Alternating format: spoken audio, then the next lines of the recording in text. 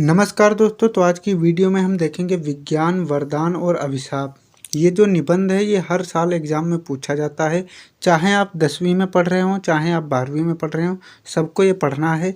इसीलिए ये very very important है।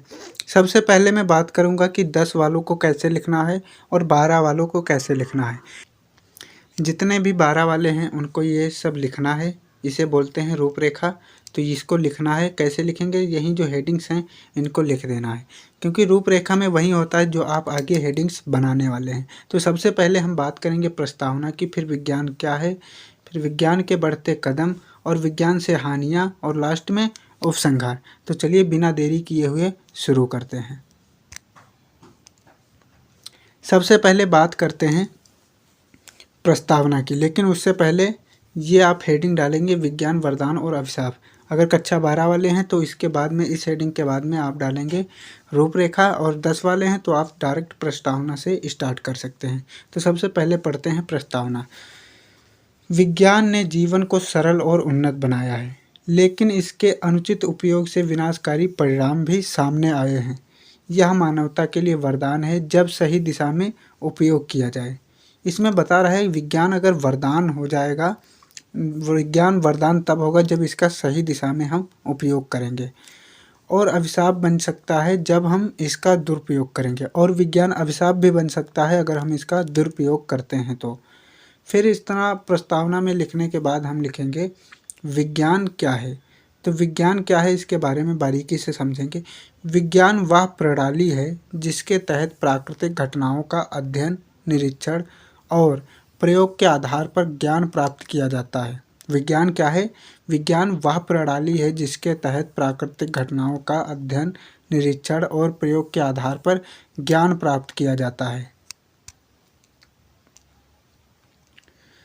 यह तर्कसंगत सोच और प्रमाणों पर आधारित होता है, जिससे हम ब्रह्मांड के कार्य करने के तरीके को समझते हैं और नए आविष्कार व तकनीकों का विकास करते हैं।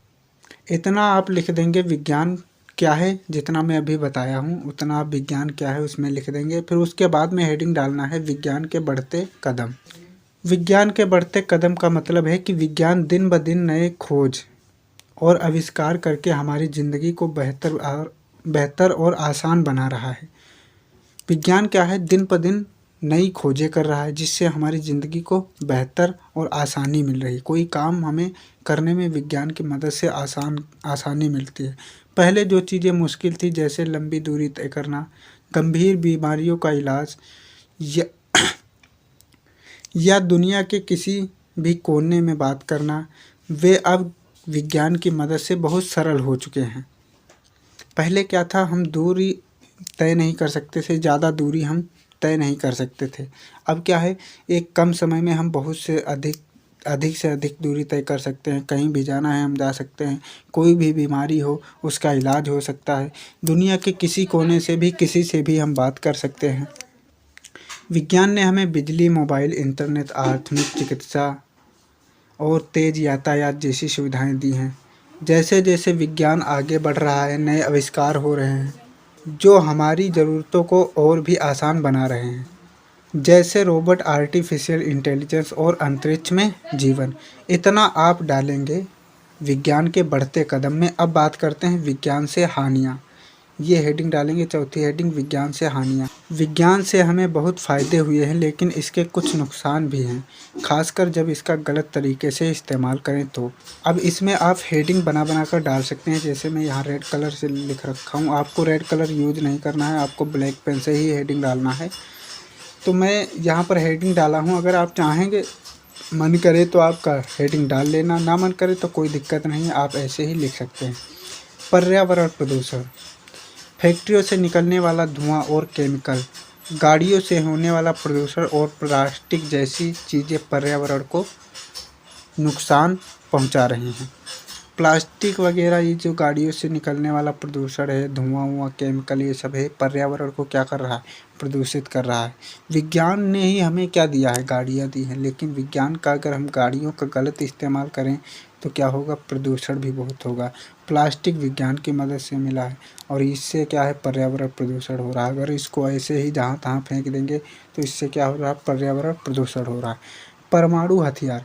विज्ञान से बने बम और हथियार बहुत विनाशकारी हो सकते हैं, जो एक पल में कई जिंदगियां ख़त्म कर सकते हैं। जैसे आपने 1945 में 45 के जो युद्ध था, द्वितीय विश्व युद्ध, उसमें हिरोशिमा और नागासाकी पे जो परमाणु बम गिरा था, उससे कई लोग एक साथ ही ख़त्म हो गए थे, जिनकी ज़िंदगियाँ एक साथ ही ख़त्म हो गई थी, और आज भी वहाँ पर उसका प्रभाव बना है।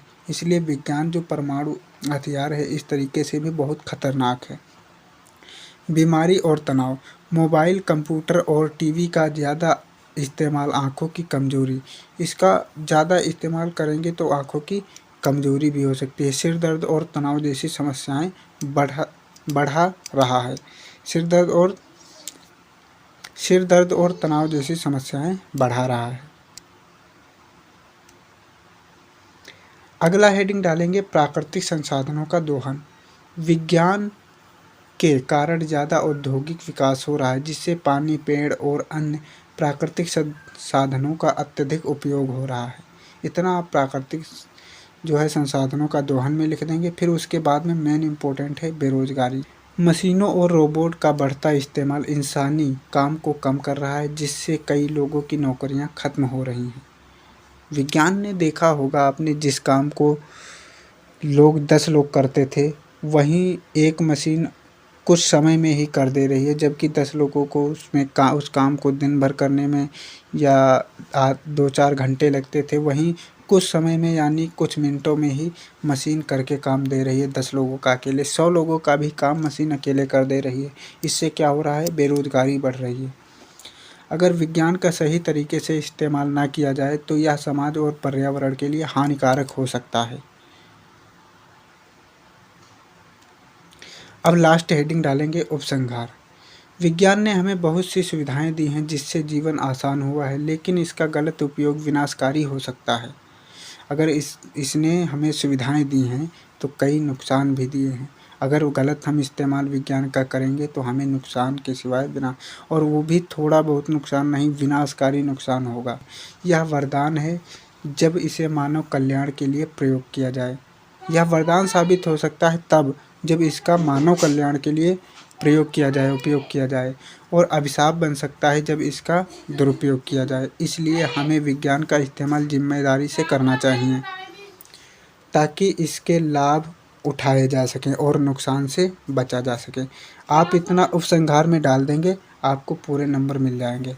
अब बात करते हैं आप इसकी PDF कहाँ से फ्री में डाउनलोड कर सकते हैं। लेकिन उससे पहले आप लाइक, शेयर और सब्सक्राइब कर लेना ऐसी ही और वीडियो के लिए। PDF के लिए आपको जाना है टेलीग्राम में। अगर आपने टेलीग्राम डाउनलोड नहीं किया है तो प्ले स्टोर से डाउनलोड करके उसको लॉगिन कर लेंगे। लॉगिन करने के बाद उसमें सर्च करेंगे BRGK बाय विपिन। वहाँ से इस लोगों का एक चैनल दिखेगा, जिसमें आप ज्वाइन होकर इसकी फ्री में PDF डाउनलोड कर सकते हैं। तो मिलते हैं कोई नई वीडियो में, तब तक के लिए जय हिंद।